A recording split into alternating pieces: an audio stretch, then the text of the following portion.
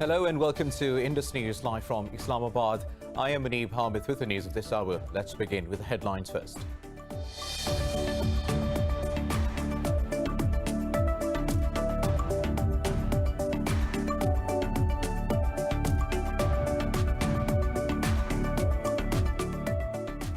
Azerbaijan says Armenian forces have launched missiles in the Mingash city during fighting over the disputed Nagorno-Karabakh region. Azerbaijan's Foreign Affairs Chief Hikmet Hajiyev has accused Armenia of state terrorism for intentionally targeting civilians.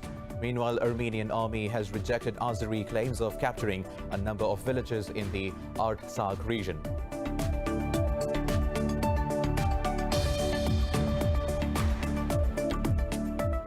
The Taliban say 6 Afghan policemen have been killed in a mine explosion in the Nahrasraj district of Helmand province.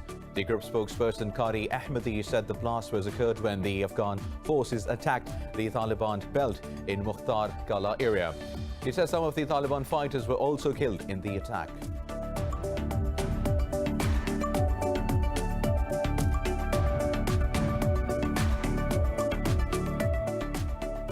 The coronavirus cases tally has surpassed 35 million, while the virus has claimed over 1 million lives worldwide. US President Donald Trump remains under observation in a military hospital after making a brief public appearance to greet supporters. Meanwhile, India has registered over 900 deaths and nearly 75,000 cases overnight, taking the infection tally to over 6.6 million. Here in Pakistan, the virus has claimed 4 more lives overnight, taking the death toll to 6,517.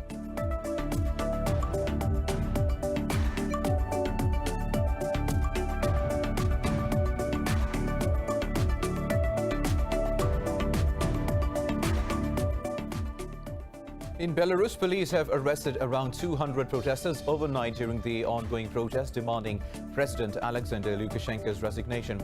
Interior Ministry spokeswoman Olga Chemodanova defended the detention, saying violation of law and order will not be accepted. Earlier, security forces used water cannons to disperse the protesters who took to the streets in Minsk for the straight 8th weekend.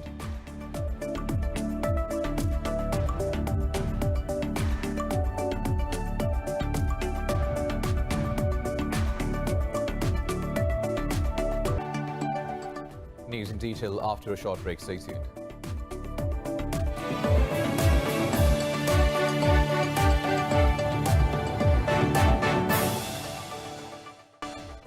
Welcome back. Now let's have the news in detail. We start from Azerbaijan, which says the Armenian forces have launched missiles in the Mingash city during fighting over the disputed Nagorno-Karabakh region.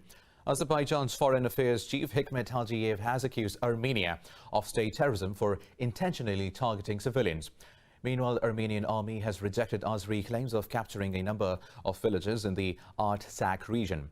Earlier, Azerbaijan's President Ilham Aliyev said Armenia must set a timetable to withdraw from the Nagorno-Karabakh region. He said Azerbaijan has one objective, and that is to liberate of its territories.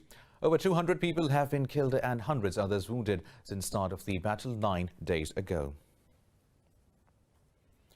Now, the Taliban say 6 Afghan policemen have been killed in a mine explosion in the Nahrasraj district of Helmand province. The group spokesperson Qari Ahmadi said the blast was occurred when the Afghan forces attacked the Taliban belt in Mukhtar Kala area. Ahmadi said 3 other policemen were wounded in the explosion. He said some Taliban fighters were also killed in the Nahrasraj attack. Meanwhile, the Taliban say the group has discussed the Afghan peace process with the German special envoy to the country. In a tweet, spokesperson Dr. Muhammad Naeem said a Taliban delegation headed by Mullah Abdul Haq Vasik met with Germany's representative Markus Potzel in Doha. He said the Taliban explained their position to the special envoy. The two sides also discussed the current situation in the country. Now, the All Parties Hurriyat conference says the plight of Kashmiri political prisoners in the occupied valley is not different from victims of the Nazi concentration camps. In a statement, a spokesman said the Kashmiris are implicated in fabricated cases and subjected to third-degree torture in custody. The All Parties Hurriyat conference also slammed the recent killings of 3 labourers from the Rajouri in a fake encounter in Shopian. The spokesman said the exhumation of labourers by the Indian authorities should serve as an eye-opener for the global community. Earlier, hundreds of participated in funeral prayers of victims before they were laid to rest in their hometown in Rajouri. Now, India's opposition leader Rahul Gandhi held a tractor rally in Punjab to protest the newly passed farm bills. Last month, the Indian Parliament passed 2 of the 3 farm reform bills, triggering widespread protest across the country. Punjab Chief Minister Amrinder Singh also participated in the protest. Gandhi and Singh led the 3,000 tractors rally from Punjab's Moga district to Jatpura, meeting with farmers on the way. The Congress leader will hold the rallies for 3 days in several districts of the state. Gandhi strongly condemned the farms laws in wake of the coronavirus pandemic. What was the need to implement these farm laws amid COVID-19? If you had to implement, you should have discussed in the upper and lower house of Indian Parliament. Prime Minister says the laws are being framed for farmers. If that's the case, why didn't you discuss openly in Lok Sabha and Rajya Sabha? And if farmers are happy with these laws, then why are they protesting across the nation? Moving on now, Russia says it's ready to sell its advanced anti-ballistic missile defense system S-400 to Iran. Russian ambassador to Iran, Levan Zagaran, said Moscow can deliver the S-400 system to Tehran once the UN embargo expires. Zagaran said Moscow has sold the S-300 system to Tehran in the past, and now it has no problem with the delivery of its upgraded model. He said Moscow does not fear Washington's threats against the sale of weapons to Iran. He added Moscow can also consider other proposals from Iran on arms purchases. Moscow delivered the S-300 to Tehran after the signing of the 2015 Iran nuclear deal that restricted its nuclear program in exchange for sanctions relief. Now, Syria says Russia's continued military presence in the country is important to counter the West's influence in the region. In an interview, President Bashar al-Assad said Moscow's naval and air bases in the region played key role in battling the insurgents. Assad said before Moscow's military intervention in Syria, the country's forces were facing a dangerous situation. He said the armed opposition against his regime was directly backed by Washington and other Western powers. Moscow controls the Hmeimim air base and the Tartus naval facility in Syria, which is Russia's only naval foothold in the Mediterranean. Now moving to Belarus, where police have arrested around 200 protesters overnight during the ongoing protest demanding President Alexander Lukashenko's resignation. Interior Ministry spokeswoman Olga defended the detention, saying violation of law and order will not be accepted. Earlier, thousands of people took to the streets in Minsk for the 8th straight weekend. Security forces used water cannons to disperse crowds. Protesters also demanded the swift release of political prisoners. The crowd marched to the beat of drums towards the detention centers where detainees were held. Unrest in Belarus was triggered by August's presidential elections believed to have been rigged in favor of Lukashenko. The South Pacific Archipelago of New Caledonia has voted against independence from France for the second time in as many years. As per a provisional count, the no vote won over 53% of votes cast, a narrower margin of victory than that in 2018 polls. A surprise yes vote would have deprived Paris of a foothold in the region where China is expanding its influence. The result will bring relief to President Emmanuel Macron's government. In a statement, Macron said he welcomed the result with a profound feeling of gratitude. New Caledonia became a French colony in 1853. Tensions have long run deep between pro-independent indigenous Kanaks and the descendants of the colonial settlers who remain loyal to Paris. 2 establishment parties are set to dominate Kyrgyzstan's parliament after Sunday's election, but it remains unclear if they could form a grand coalition after a series of internal rifts plagued the previous ruling alliance. As per Kyrgyzstan's election authority, Bermdik party of President Sooronbay Jeenbekov's closest supporters led the count with 24.45% votes. It was followed by the Makanim Kyrgyzstan party with 23.95% votes. Just 4 out of 16 parties contesting 120 seats in the parliament appear to have crossed the 7% barrier for election. The country of 6.5 million people have been historically a political turmoil. In the past 15 years, 2 presidents have been toppled by revolts and a third is in prison after failing out with his successor. Now, coronavirus continues to spread across the world, surpassing 35 million cases and more than 1.03 million deaths. More on the virus in this report.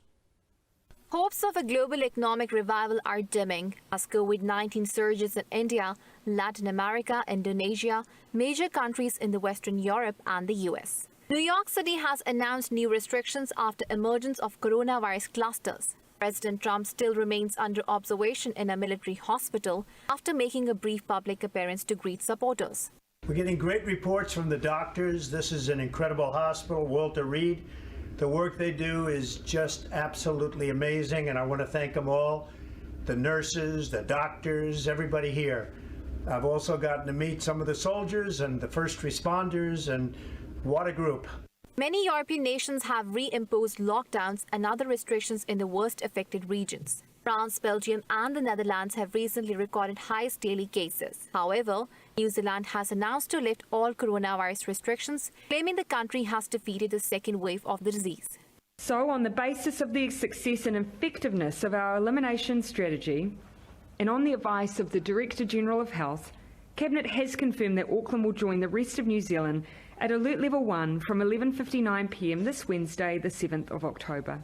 Meanwhile, India is driving COVID-19 numbers in Asia, with the infections tally passing 6.6 million, the second highest in the world. The Indian Health Ministry has registered over 900 deaths and nearly 75,000 cases overnight.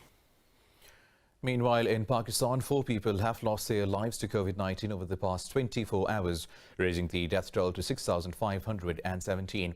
The Health Ministry says 644 more tested positive overnight. It says there are 8,907 total active cases in the country. The ministry said out of over 315,000 detected cases, more than 299,000 have recovered so far. It said over 138,000 cases have been detected in the Sindh province, while over 99,000 reported in Punjab so far. The National Command and Operations Centre says 88 people across the country are on ventilators. Now, Pakistan's President Dr. Arif Alvi is set to visit Kuwait today to offer condolences over the demise of Emir Sheikh Sabah Al-Ahmed Al-Jabir Al-Sabah. In a statement, the Foreign Office said the President will also meet with the new Emir Sheikh Nawaf Al-Ahmed Al-Jabir Al-Sabah during his visit. The statement said Pakistan and Kuwait are bound by a close fraternal relationship. It added, under the leadership of the late Emir, bilateral cooperation reached a new level. The Foreign Office said Sheikh Sabah Al-Sabah's efforts in the bilateral context and for regional peace will be long remembered.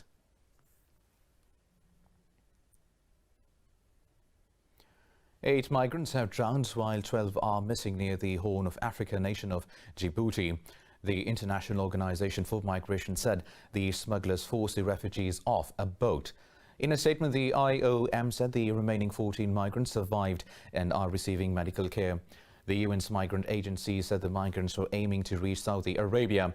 It said all were thought to be Ethiopian and making the passage to Djibouti from Yemen to seek work in the Gulf nations.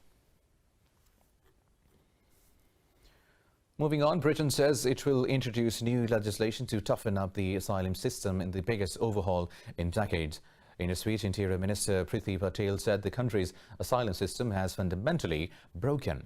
The minister said she will introduce a new firm and fair system. Patel said they will welcome people coming through safe and legal routes and stop those arriving illegally. She said they will address the moral and legal problems after decades of inaction by successive governments. Earlier, a leaked document said the government is considering putting floating barriers in the English Channel to stop asylum seekers. Now, a French brand has pushed the boat out for its latest fashion show in Paris. The brand hosted its catwalk display on the banks of the Seine River at dusk. More details in this report. Seine River welcomed the guests in boats to enjoy a glamorous show on its banks. Launched by designer Alexander Mathieusi, 10-year-old fashion label AMI's latest looks were flaunted by some regular Parisian models. Guests looked on from a barge surrounded by Paris's romantic bridges where passers-by stopped to watch. TUC says it was not an easy task to manage the collection while the majority of people were working from home. I really love this collection because it has been made during the lockdown. You know, I've been working at the office, at the studio by myself. All my teams were working at home, so we were working very slowly because in the same time the manufacturers and the suppliers were you know, working half-time too. So it was a long process of, you know, making choices and trying to guide everyone in the right direction, and we just try to make it like very light, very poetic, and very easy. The brand is one of a reduced numbers presenting collections with physical events this season. Some labels opted for digital displays and videos for the Paris Fashion Week. But the designer says it feels good to join people over something while the pandemic shakes the world. We need to celebrate a little bit, and I think when you have this kind of crisis, you need to, because it's very easy to fall into a kind of depression, you know. So I feel like there is a kind of challenge and responsibility to look up and to look at the light and maybe to participate at this kind of, you know, beginning again. The collection was the first major women's wear for the brand, which first erupted on the scene with men's clothing. The collection included long dresses, suit ensembles, shorts and pencil skirts, while several models wore ruffled pastel dresses with a Pior-style collar. Well, more news coming up in this bulletin after a short break. Stay tuned.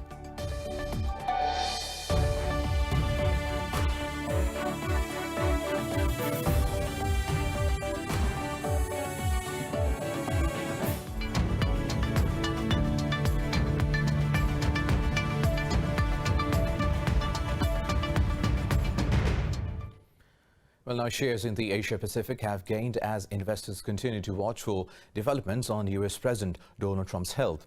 The ASX 200 in Australia is up about 2.5% as shares of the country's major banks climbed. Hong Kong's Hang Seng Index has risen nearly 1.5%, with shares of HSBC soaring around 5%. In Japan, the Nikkei 225 rose over 1%, while the Topix Index gained 1.7%. South Korea's Kospi 2 has added over 1%. Markets in China are closed today for a holiday. The EU Statistics Office says China's economy has been the first to bounce back amid sluggish global growth after the pandemic. In its latest figures, Eurostat said this uptick in Chinese economy has boosted the confidence of German businesses. It said China has become the EU's largest trading partner in the first 7 months of this year. The managing director of a German company, Hans Ernst Mode, said China has taken important steps against the pandemic. They said the company's production lines were closed, but the Chinese plant quickly resumed working. Bilateral trade between China and the European Union touched $385 billion in the first 7 months of this year.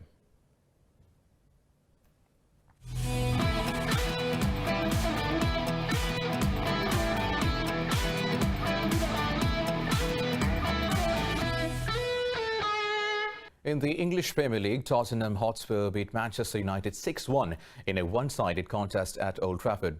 United's defence was destroyed by London side as both Son Heung-min and Harry Kane scored 2 goals each. Bruno Fernandes opened the scoring for the home side inside first 2 minutes, but Spurs responded with 4 quick goals in the first half to make the scoreline 4-1. Earlier, Arsenal beat Sheffield United by 2-1 to move up to the 4th position. The Wolves are returning to the winning ways as they condemned Fulham to a 4th straight Premier League defeat. In another match, West Ham United handed Leicester City their first defeat of the season. The Hammers picked up where they left off against Wolves last weekend as they thrashed Leicester 3-0. Now, in the Spanish La Liga, Real Madrid beat struggling Levante 2-0 in an away fixture. Madrid are on top of the table and have yet to taste defeat this season. Vinicius Jr. opened the scoring for Real, netting goals in consecutive La Liga games for the first time. Karim Benzema then scored his first goal of the season in injury time to seal the game for Madrid. In another fixture, 10-men Alaves beat Athletic Bilbao 1-0. Rodrigo L.A. scored the only goal of the match, while Robin Duarte was sent off after getting a second yellow.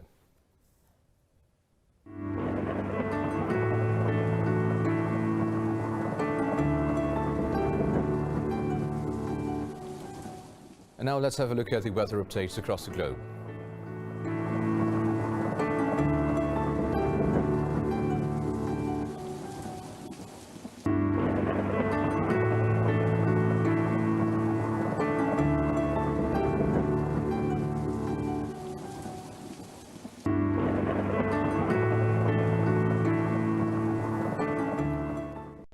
Well, that is all for now. For the latest updates, you can follow us on social media at indus.news. Take care.